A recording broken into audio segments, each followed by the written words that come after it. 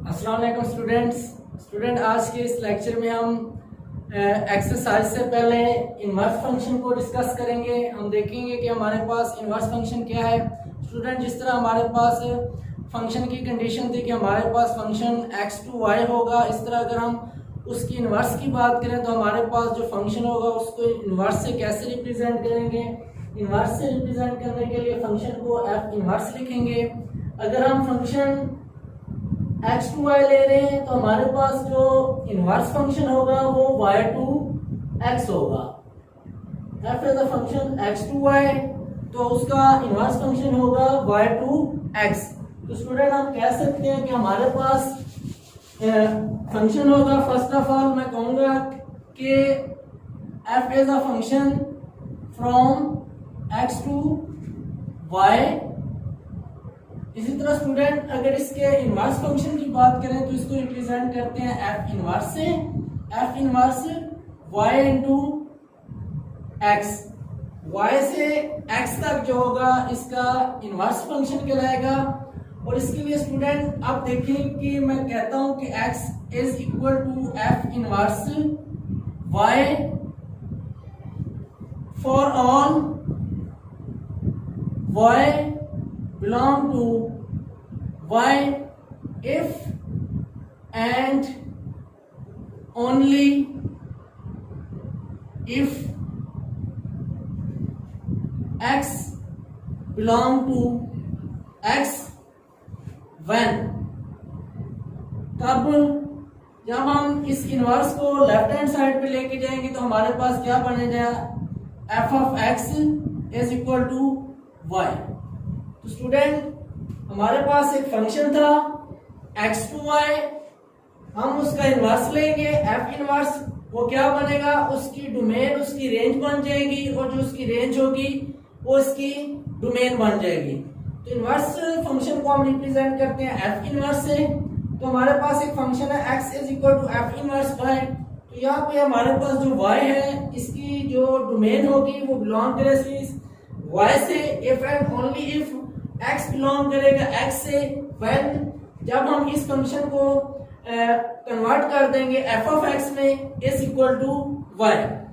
तो स्टूडेंट जिस तरह आपकी बुक में फंक्शन को डिफाइन किया है डायग्राम से, कि हमारे पास एक डायग्राम है जिसमें उसने फंक्शन को उसके इनवर्स फंक्शन से रिप्रेजेंट किया। किस तरह, मेरे पास फंक्शन a टू b है, इस तरह मैं कहता हूँ function f from a to b, तो मैं कहता हूँ x और ये किस में चेंज हो रहा है, y is equal to f of x।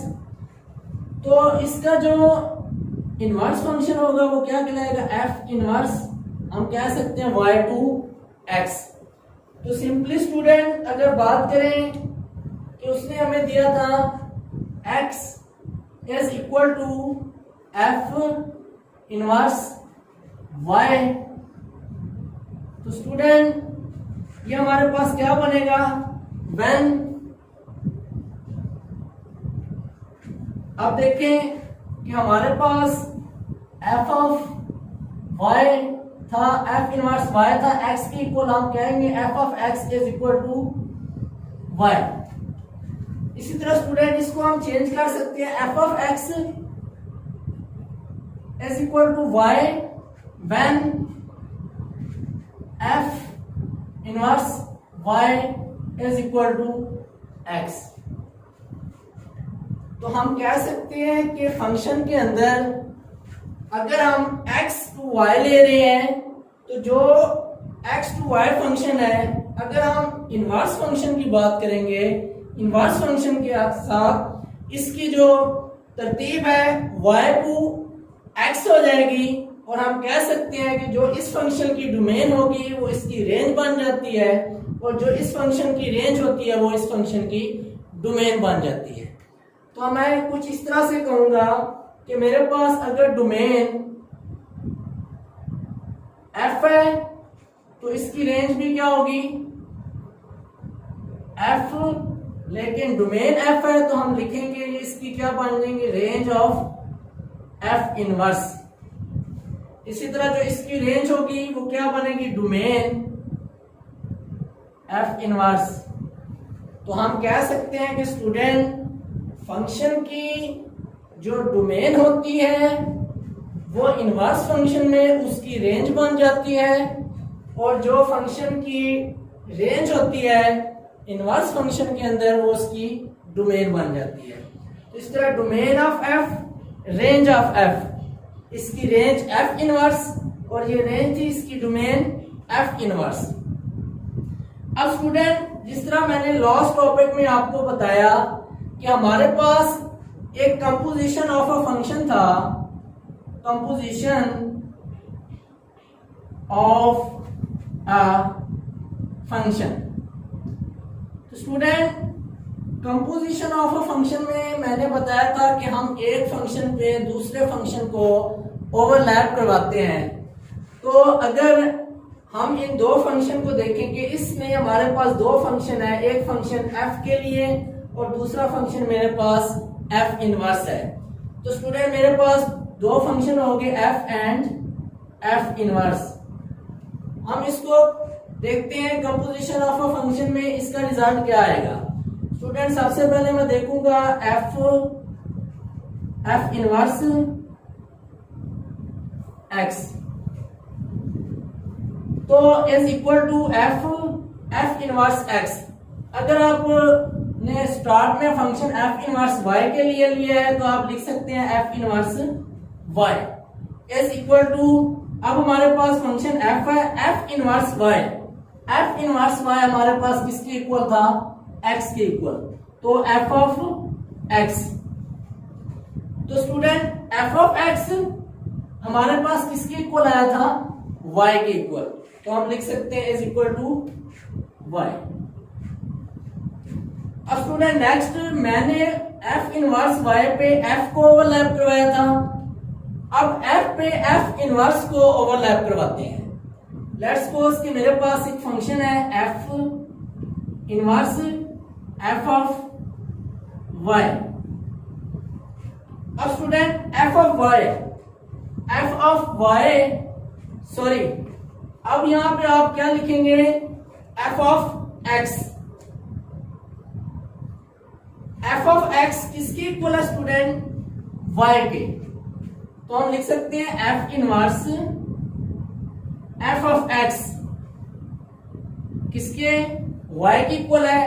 f of x हमारे पास यहाँ पे x को रिप्रेजेंट कर रहा है, तो f ऑफ x की वैल्यू हमने y लिख दी, तो अब f इनवर्स y किसके इक्वल है, x के।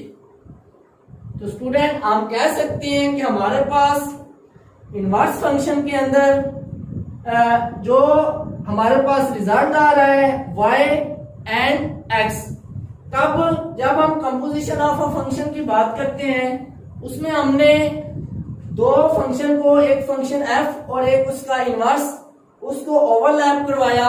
ओवरलैप करवाने के बाद हमें पता चला कि इन दोनों की जो रिजल्ट आए हैं वो एक दूसरे के ऊपर आइडेंटिटी मैपिंग करते हैं। अगर इसके रिजल्ट y आता है तो इसके लिए रिजल्ट क्या आएगा, x आएगा। अब स्टूडेंट हमने देखना है कि हमारे पास अगर फंक्शन हो, किस तरह का फंक्शन हो, इनवर्स फंक्शन हो, तो उस फंक्शन को हमने सॉल्व कैसे करना है। लेट्स सपोज कि मैं बात करता हूं f of x is equal to 3x plus 1। तो स्टूडेंट वो आपको कहे कि आपने इसका इनवर्स फाइंड करना है, तो कैसे फाइंड करेंगे। तो सबसे पहले अगर किसी भी फंक्शन का आपने इनवर्स फाइंड करना है तो उसके लिए तीन कंडीशन है, उन तीन कंडीशन को फॉलो कर लो। जितने भी क्वेश्चन होंगे उन तीन कंडीशन के मुताबिक आपने उनको सॉल्व करते जाना है। इन क्वेश्चन को समझ लेना है, उसके बाद आपको जो भी क्वेश्चन होगा इसी स्टेप से आपने उसको सॉल्व करना होगा। तो स्टूडेंट फर्स्ट स्टेप इसका ये है कि सॉल्यूशन में इसका फाइंड मैंने करना है इस फंक्शन का इनवर्स, ये माइंड में रखिएगा। अब इस फंक्शन का इनवर्स फाइंड करने के लिए मेरे पास सबसे पहले f of x is equal to y, जैसा कि हम शुरू में लिखते आ रहे हैं, f of x is equal to y। इसको इक्वेशन ए का नेम नहीं देते, अभी थोड़ा सा इसको सिंप्लीफाई कर लेते हैं। तो स्टूडेंट जब मैं इसके ऊपर इनवर्स अप्लाई करूंगा तो मेरे पास रिजल्ट क्या आएगा, लेफ्ट हैंड साइड पे भी एफ इनवर्स अप्लाई कर देते हैं, इसी तरह राइट हैंड साइड पे भी एफ इनवर्स अप्लाई कर देते हैं। तो एफ से एफ इनवर्स कैंसिल हो जाएगा, x is equal to f inverse y, यहां हम लिख सकते हैं x f inverse y is equal to x. तो स्टूडेंट इसको इक्वेशन ए का नेम देते हैं, ये हमारा फर्स्ट स्टेप होगा। आपको वो क्वेश्चन देगा, इसमें फंक्शन देगा f of x is equal to 3x plus 1, इसके अलावा और कुछ नहीं देगा। आपको कहेगा कि आपने फंक्शन फाइंड करना है, उस फंक्शन का इनवर्स फाइंड करना है आपने। तो इनवर्स फाइंड करने के लिए फर्स्ट स्टेप ये होगा कि आप फंक्शन को लेट करोगे y के equal, let f of x is equal to y, उसकी बोथ साइड पे इनवर्स अप्लाई करोगे, उसके बाद उसको a का नेम दे देंगे। तो स्टूडेंट इसके बाद जो आपको गिवन फंक्शन देगा उसको लिखना होगा। गिवन फंक्शन हमारे पास क्या था, f of x is equal to 3x plus 1।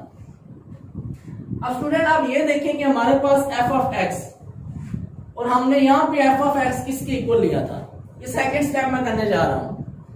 F of x is equal to y, तो हम एफ ऑफ एक्स की जगह लिख सकते हैं y is equal to 3x plus 1। तो इस फंक्शन का इनवर्स फंक्शन किसमें फाइंड करना है, एक्स वेरिएबल के लिए। आप कह सकते हैं अगर वो आपको y एफ ऑफ y दे, आपको किसमें फाइंड करने को कहेगा कि आपने एफ इनवर्स भी y वेरिएबल में फाइंड करना है। लेकिन हमारे पास फंक्शन एफ ऑफ एक्स है, तो इसका जो इनवर्स होगा वो भी x वेरिएबल में आपने फाइंड करना होगा। तो यहाँ पे x वेरिएबल में फाइंड करना है, तो हम लिख सकते हैं कि यहाँ पे x की वैल्यू क्या होगी, y माइनस 1 ओवर 3। तो हम लिख सकते हैं y minus 1 is equal to 3x and क्या बनेगा हमारे पास, x is equal to y minus 1 over 3। Student इस इक्वेशन को सिंप्लीफाई करें तो हमारे पास रिजल्ट यही आएगा, x is equal to y minus 1 over 3। इस इक्वेशन को b का नेम देते हैं। अब स्टूडेंट आप कंपेयर कर लें इक्वेशन ए और बी को। इक्वेशन ए मेरे पास x और इस तरह इस इक्वेशन में भी x x से कैंसिल, तो f inverse y is equal to f y minus 1 over 3। तो हम लिख सकते हैं f inverse y is equal to y minus 1 over 3। अब स्टूडेंट हमने फंक्शन का इनवर्स x के लिए फाइंड करना है, तो हम लिख सकते हैं replace y by x, replace y by x। तो क्या बनेगा, f inverse x is equal to x minus 1 over 3। तो स्टूडेंट इस तरह के जितने भी क्वेश्चन होंगे, जब आपको एक फंक्शन देगा और उस फंक्शन का कहेगा आपने इनवर्स फाइंड करना है उसी वेरिएबल x के लिए, तो आप कह सकते हैं कि उसके लिए 3 स्टेप हैं। फर्स्ट स्टेप में हम लिखेंगे f of x is equal to y, उसके बाद इनवर्स अप्लाई करेंगे, इनवर्स अप्लाई करने के बाद उसको इक्वेशन ए का नेम दे देंगे। उससे अगले स्टेप में हमने जो फंक्शन क्वेश्चन में देखा था वही लिखना है, f of x is equal to 3x plus 1। इसी तरह अब हमने एफ ऑफ एक्स को किसकी इक्वल किया था शुरू में y के, तो हम लिख सकते हैं y is equal to 3x plus 1। अब सिंपली हमने x की वैल्यू फाइंड कर लेनी है, x is equal to y minus 1 over 3। Equation b का नेम दे देंगे, ये दूसरा स्टेप है। अब थर्ड स्टेप में हमने क्या करना है, इक्वेशन a और b को कंपेयर करना है, x के लिए x को और इसी तरह इसकी राइट हैंड साइड के इक्वल। तो f inverse y is equal to y minus 1 over 3, f inverse y is equal to y minus 1 over 3। तो हम कह सकते हैं y को रिप्लेस कर देंगे x से, तो हमने f ऑफ x का इनवर्स फाइंड कर लिया है जो हमारे पास x माइनस 1 ओवर 3 के इक्वल है। तो स्टूडेंट इस तरह आज का जो हमारा टॉपिक था इनवर्स फंक्शन से रिलेटेड था। इनवर्स फंक्शन से मुराद ये है कि हमारे पास अगर फंक्शन f x2 है और फंक्शन क्या होना चाहिए, 1 to 1 फंक्शन होना चाहिए, तो हमारे पास इसका इनवर्स क्या बनेगा, y2x। अब फंक्शन में हमने पढ़ा था कि फंक्शन के अंदर डोमेन होगी और उसकी रेंज होगी। जो इस फंक्शन के लिए इसकी डोमेन होगी वो इस फंक्शन के लिए उसकी रेंज बन जाएगी, और जो इस फंक्शन की रेंज होगी वो इस फंक्शन की डोमेन बन जाएगी, क्योंकि इनवर्स का मतलब उसका रेसिप्रोकल जो हम डोमेन लेंगे वो इसकी रेंज बन जाएगी। तो स्टूडेंट हमने ये कुछ कंडीशन लिखी, उसके बाद उसको एक डायग्राम से रिप्रेजेंट किया। फिर हमने कहा कि अगर हम x is equal to f inverse y है तो f ऑफ x आएगा y के इक्वल, तो अगर हम f ऑफ x y के इक्वल लाते हैं तो उसका इनवर्स x के इक्वल आएगा। तो इन दोनों की जो मैपिंग होगी आप कह सकते हैं इन दोनों के दरमियान जो मैपिंग है वो आइडेंटिटी मैपिंग होती है। तो स्टूडेंट ये हमारा आज का टॉपिक था। एक्सरसाइज 1.2 स्टार्ट करने से पहले इनवर्स फंक्शन का पता होना चाहिए, ताकि एक्सरसाइज के अंदर इनवर्स फंक्शन से रिलेटेड जो भी क्वेश्चन है उनको सॉल्व करते वक्त प्रॉब्लम ना हो। स्टूडेंट इससे नेक्स्ट लेक्चर में हम इंशाअल्लाह ताला एक्सरसाइज 1.2 को डिस्कस करेंगे। अल्लाह हाफ़िज़।